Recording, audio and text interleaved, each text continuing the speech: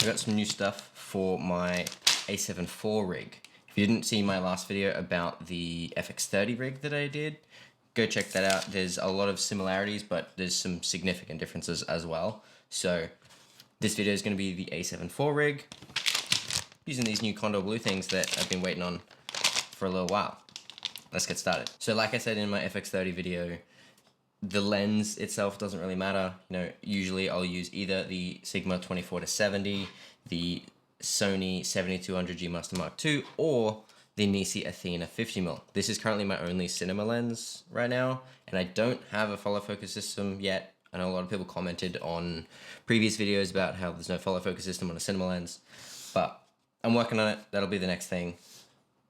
But yeah, if I'm at the moment, most client shoots, especially if I'm doing like handheld stuff, it's gonna be on an autofocus lens until I can get that proper follow focus system set up. We're gonna start with the A7IV, Sony a7IV. Pretty good camera. Now, all the part numbers for everything that has like an ID number will be in the description, and I'll, say it when we get to it. So, starting with the cage. Now, this is the Smallrig upgraded version of the A7IV, A7S III, and A1 cage. It works on all three of those. You just need to swap this bit around depending on which camera you're using. And it is number 3667B. 3667B. That's its Smallrig number. And Smallrig like numbers like all of their products. And then on here I also have a hand strap, which is number 3848. And people ask about that all the time. I really like having the hand strap on there. It's just a basic Smallrig hand strap, nothing special, pretty cheap. And then I also have a NATO rail on the top there. I didn't look up the number for the NATO rail because it's a just super basic NATO rail. It is the low profile one, and it is the one with, if you can actually see there, it's the one with the side safety pin and then the top safety pin. So the benefit of having the one on the side is if you take, a NATO attachment like this handle here, you just slide it straight on and it locks. Whereas on the other side, you can't slide it on, you have to push down the pin a lot of the time. So having the slide on one side can be useful sometimes. Anyway, let's put this cage on. So, and as I go through each element to the rig as well, I will talk about decisions on why I got each element, and also benefits and downsides to certain ones, or thoughts that I have about them after using them for a certain amount of time. So whenever you get a camera cage, usually I would hope you would have multiple like screw-in points. So the benefit of like the FX3 and the FX30, for example, or like, bigger cinema cameras like box style cameras, is they have multiple 1/4-20 threaded holes in the body themselves. But, a camera like this won't have that. So you use the eyelet right there. Screw goes into there, sort of into the cage itself. That's what that adjustable bit for the different cameras was. Then there's actually a little hole at the very bottom of the camera here that it's not like a very deep hole, but it is enough that this screw sort of go into that just to prevent rotation. And it's not aligned. There we go. Cool. And then most cages also will come with some sort of tool like this. Like this is both a little a little Allen key for the little screws, and then also it's a flathead screwdriver for the big one that goes in the bottom of the camera. And then it always magnets on the bottom there. Most cages will have something similar. But now we've got the cage on there, we're going to move on to the V-mount plate. Now I did recently get some V-mount batteries that I'm going to talk about in a sec. On my bigger rig, again, if you didn't see it, has rails on there, and it's like a much bigger sort of cinema style rig, whereas this is going to be much more of a compact rig. And I could swap the cameras out pretty easily. It wouldn't be a big deal, but this camera and this rig just sort of works a bit better, and that one just works better as it is. So this is the Smallrig Arca quick release V-mount plate, and its number is 4064. And it's pretty like nifty little design because it doesn't require any rails. Like, you don't need to put 50mm rods and a base plate or anything like that. You can slide this straight onto the cage of a camera. It just slides straight in there, you know, center it up there, and then, you know, lock it on, you know, just with the NATO rail right there. So, sorry, not NATO rail, Arca Swiss rail. So it's just Arca Swiss straight on there. It comes with a quick release plate for if you don't have a cage on there, if you want to put it somewhere else on the cage. Like if you want to shoot vertically, you could just put the quick release plate on the side. And then this also has an Arca Swiss quick release plate on the bottom as well. It's a square one, so it's sort of universal direction. And that is also quite helpful if I'm using that tripod back there, which is a Shure tripod. It's like a smaller version of a video tripod, but it has an Arca Swiss head rather than a Manfrotto head like my Smallrig 8100. So this is helpful because I can just sort of slide it into that. And I also have a solution for using it on Manfrotto as well, which I'll get to. So the other benefit of this, there's sort of two main things. Now, as you can see, it goes like right up against the body there itself. But if I want to flip the screen open, loosen the knob just here, and then it just folds down. You can flip the screen out, you can do whatever you want, and then you can just flip it back up. And it's got some like rubber padding sort of right here to prevent it from hurting anything, I guess.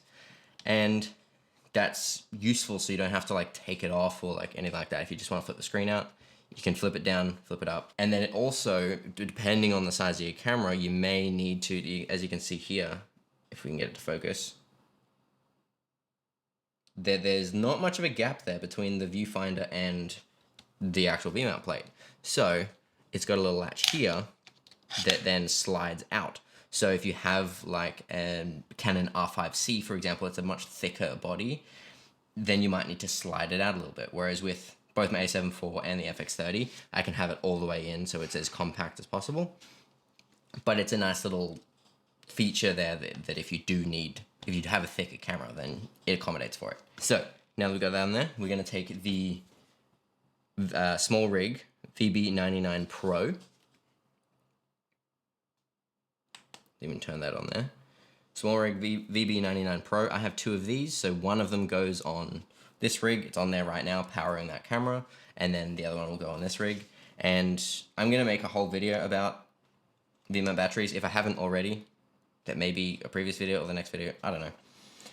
But I have written it, so it's coming soon if it isn't already. But V-mount batteries are just so useful for more than just battery life. That's the whole topic of that video. So go check that out. Make sure you subscribe so you don't miss that. But slot that right on there. Now, one thing I have noticed with this mount in particular, with these batteries, is it doesn't actually go all the way down. Like, it should be about there, and then this, oh, you can't really see that, hey? It should go down to about there, but it doesn't. And then this latch should pop all the way back out to where it does there. But if you see, if we put this on, it's a little bit higher. There's more of a gap here, and the actual like quick release sort of thing there doesn't actually come all the way back out. So to me, it seems like I don't know, it's just weird that Smallrig designed both these things, but they didn't design them to work together perfectly. I don't know. It works fine with my other Smallrig plate, but I don't know. But that being said, it's on there. It's not going to come out by itself. You need to press the button for it to come out. So I don't know. And then once we got the battery on there, we can have the screen flipped out, and then it's basically just a side screen there. So it's more like a cinema camera sort of thing.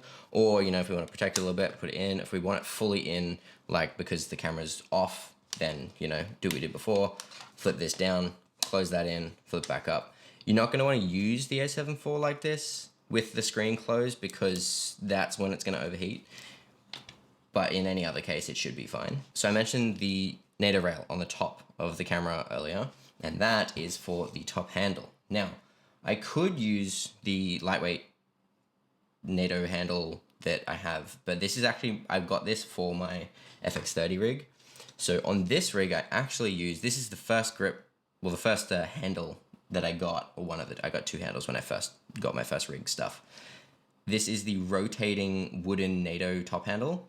It's actually discontinued now, which I only found out when I was like getting all the numbers for all this. This one was HTN2362, but it's discontinued, so you can't really buy it anymore unless people still have stock, but they don't make it anymore.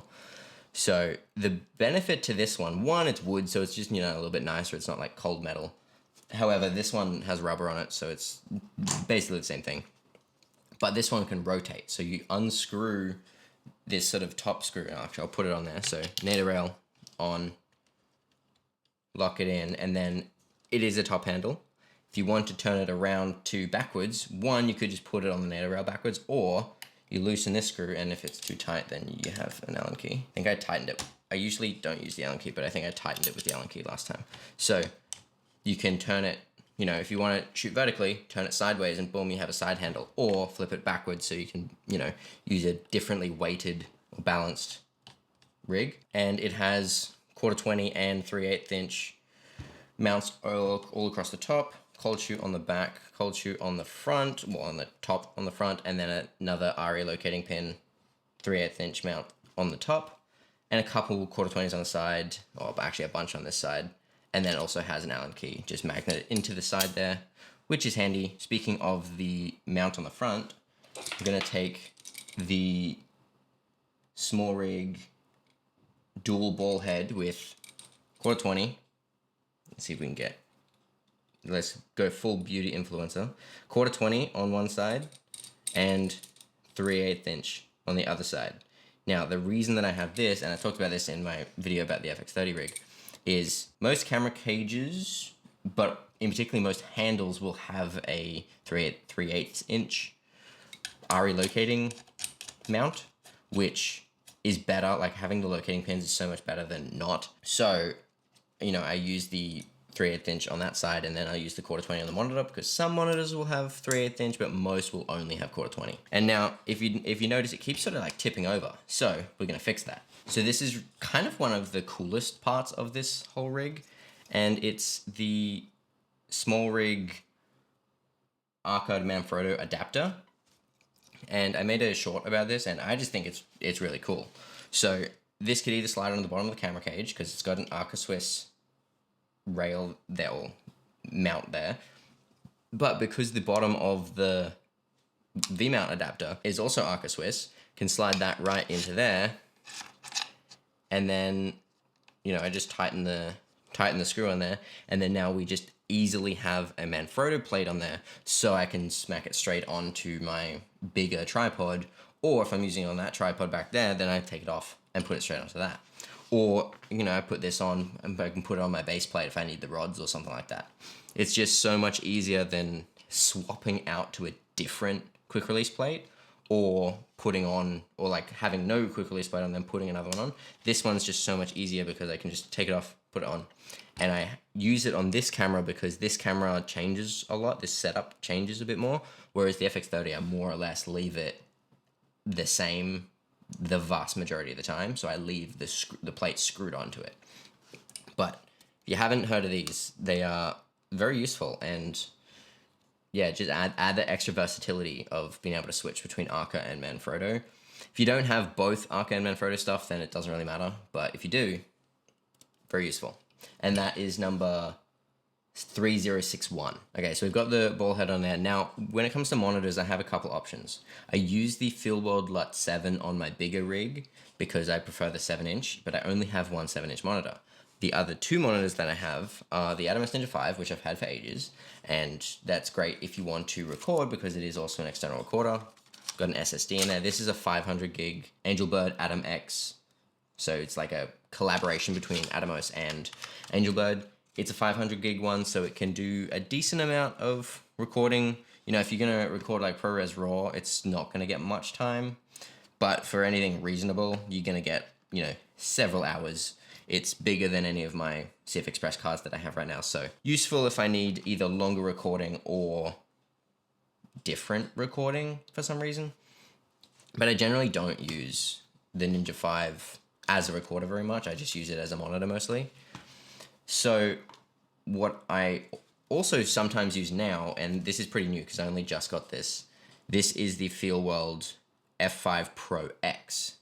And funny story, if you didn't know, Feelworld sent me the LUT 7 to just sort of test out and just to have. And I don't have to make anything about it, but you know, I'm going to. So I got the Feelworld Lat 7, but they accidentally sent this one because this is the one they're sort of promoting the most, but I wanted a 7-inch one. So I was like, yeah, send me a 7-inch one. And then they accidentally sent this. And then after a little while, they were like, okay, yeah, you can keep it. So now I have an extra one. But this one's actually pretty cool. It has this feature where, as you can see, this is a NPF battery plate, and this is the opposite of a NPF battery plate. So now this is not a good example of how this works, but it will do the job. So I'll take the battery plate of the Ninja 5 and then the battery plate of the F5 Pro X, and I can sort of slot them together. Now they're connected, and if I supply power to the F5 Pro X, it'll also power the Ninja. This is not how this is meant to work. You're not meant to stick two monitors together. You could, if you want, the talent to be able to see a monitor, but then also have a monitor behind the camera. Like, that could be a use case for this. I've thought about doing that for filming these videos. So that's an option. But the main thing that this is meant for is like a wireless transmitter. And I don't have any wireless transmitters yet. But actually last night, Holy Land just announced the Pyro S, which I kind of really want. So Holy Land, hit me up. You could also use other things like lights and whatever, but a wireless transmitter would be the most common, or even wireless receiver if you're using this as a director's monitor or a focus puller's monitor. So with this rig, can kind of go either way with the monitor. This one is a bit lighter versus the Ninja. It obviously can't record, but it also does have, you know, some other features. Like I do quite like the OS on this compared to the Lat 7, which is a little bit older. And yeah, it's pretty, when it comes to just like monitor specs, it's a pretty on par with the Ninja. It is a little bit, the colors are just a little bit weird though. So like maybe I just need to like go in and calibrate something. But I just do notice with my Lat that I monitor stuff on, it doesn't look the same as the other monitors. However, the Lat that I do use in the FX30, it looks the best no matter what screen it's on if it's directly through the camera. But unfortunately, this camera doesn't have Lat support. You can't load Lat straight into your camera, so you have to do it in the monitor. So I've just got like the same Lat on all my monitors, and then I just like turn that on if I need to monitor with a Lat on. But if I'm using the FX30, I'll turn it on in camera rather than in the monitor. Okay, so now we've got the rig sort of built, but obviously there's no cables. So that's where these new ones come in. Now this is the Kondor Blue 8.5-inch USB-C to USB-C cable, one straight, one 90 degrees. Let's do the beauty influencer thing again so you can see it. So I wanted to get a nice short one for this rig because it's so compact, right? So it's because it's so short that, you know, the port on the camera, the USB port, is like right there, and then the USB port on the battery's right there, so I don't need a super long cable. Like on my FX30, I run like a 50 centimeter cable. Could probably get away with this, but I don't know. So I haven't actually tested this, but I just sort of figured out how I'm gonna do it beforehand. 90 degree into the battery, and then the straight one into the camera, and now we have power for the camera. And the reason that I use USB to power the camera rather than a dummy battery and then go out of like DC or DTap is because if the VMount battery dies or gets changed out, or no, they're mainly the two options. If that happens, you've still got the battery in the camera, so the camera never has to turn off. And like, let's say the VMount battery will last you, 4 hours. If that dies, you've still got another hour or two on the battery in the camera itself. So even if you can't use your monitor, or if you have, NPF batteries, chuck one of them on there. So it's just very handy to keep a camera battery inside the camera and then just power it via USB-C. And with these batteries and with a decent cable, you're not going to lose any charge. If you have a really low quality or low wattage cable, you might lose a bit more charge, but with a good cable and a good battery, you'll be fine. It'll stay at 100% as long as it's plugged in. So the other Kondor Blue cable I got here is for the monitor, which is the same one that I have for my FX30. It is a DC to DTap right angle cable. So DTap will go straight into the side of the V-mount battery.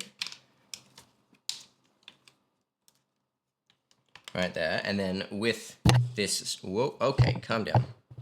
Stay. So I haven't actually figured this out fully yet, but I'm thinking I'm going to run this cable sort of around this way, if you can sort of see that, just sort of around underneath stuff so it's not in the way of like grabbing the handle.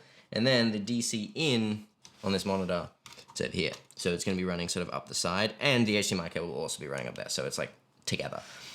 If I was running batteries, you know, I could put a battery on there, or this monitor actually can also be powered by USB-C, so I could just plug another USB-C cable into that.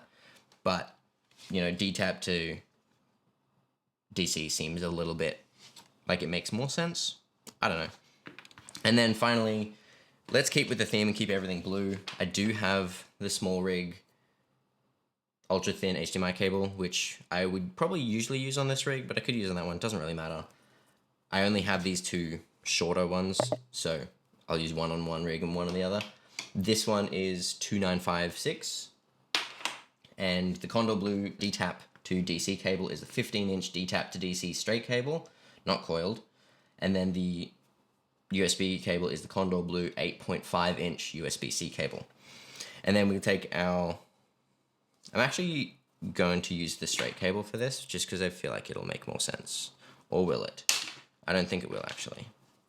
So, HDMI in there, HDMI in here. Now, I don't have an HDMI clamp for this camera, so this connection is a little bit loose here. But, you know, it is what it is. I don't have an SCI camera or SDI monitors yet, so that'll be something I'll have to get at some point. And then, now that we've got that built, now I could just go and use this as it is. It is pretty solid, it's well balanced. But, you know, if we're going outside, or if we want to add a look, we can add filters. So, as I said in my FX30 rig video, I use either the Polar Pro Recon, okay, which is a VND and a matte box, but the matte box doesn't really do much apart from, you know, block out flares and stuff. And then I also have the NiSi Swift system, which is a VND, and then you can also stack filters onto it. So this one I can have a VND and a mist. This one I can have a VND and a mist. Could also add an extra ND, like a 4-stop ND that I've got. If you haven't seen my video on this or the Polar Pro Recon, go check them out. But if I just put this one on here, screw that on, and then now I have a 1 to 5 stop VND and a 1/4 mist filter on there. Take the cap off, and then that is the setup for this one. And yeah, like I mentioned before, the lens doesn't really matter. I could very easily just use the 7200 instead, or even the NiSi Athena. The problem with going with the cinema lens for this, or even just manual focusing in general, is if I were to put a follow focus system on here, like I'm gonna get a Tilta Nucleus Nano 2. The only way I could run that on this system is if I put the like rod adapter and put the little rod that comes with the system on there, and then just put the motor on that, and then I'd probably put, I don't know where I'd put the wheel, or have a different system, like, well, not a non-wireless one. I mean, I could always put this on a base plate and put rails, or put rods on there, but then it's kind of pointless having this V-mount plate, because it, you know, it's kind of redundant at that point, because I can just easily put a V-mount plate on the rods on my other rig. And then if I need audio, of course, I have a few options. I have the Rode VideoMic Go 2, I have the Rode VideoMic Pro Plus, which is over there, and I also have the Rode Wireless Pro. So if I want wireless audio, Wireless Pro can go right here, plug straight into the camera, can put a shotgun mic on here, and it's not too in the way of the monitor there. So if I need audio, I can put audio on there, either shotgun or wireless audio. I often do run this if I'm like on sticks, like at home just shooting a YouTube video. I'll use the XLR handle for the FX30 on this camera if I'm shooting on this camera. But because it can't screw in without an extra adapter, which I don't have, it's not something that I would ever run handheld. It sits on the camera and that's it. Don't even pick it up by it because it's purely just in the hot shoe. So I wouldn't trust that. But this is the camera. I could also add a side handle on here. This is the Smallrig rotating NATO side handle. It is, oh, and we lost a light. Nice. We're just gonna ignore that. How many of you thought that light back there was lighting me? That's motivated light for you. This handle is the Smallrig left rotating NATO handle. It is 3260 is the part number. So I can just slide that right on there, lock it down, and then I can two-hand it like this, or top handle, you know, like this. Doesn't really matter. This one I would probably more often put on the FX30. I was considering getting a rosette handle, like a wooden rosette handle, and then getting a NATO to rosette adapter to put on probably this camera, and then I'd just use this on this one. Haven't done that yet, but I'm thinking about it. But yeah, this is a great little like compact handheld rig that can do pretty much anything you'd need to. If you need to externally record, if you need to do like ProRes or something, you got a Ninja 5, go here. If you need a matte box for whatever reason, you know, got that. The V-mount battery will last hours. I reckon it would last pretty much all day with this setup with just, you know, a camera and a monitor. If you have more stuff, it'll obviously not last as long. But yeah, let me know what you think of this rig. If there's anything on there that you had not heard of or that you're very interested in, curious to know your thoughts, or you have used, or if you have any suggestions, let me know. Go watch my video about the FX30 rig. It'll be right here. But do all the other things. I'll see you next time. Okay, bye.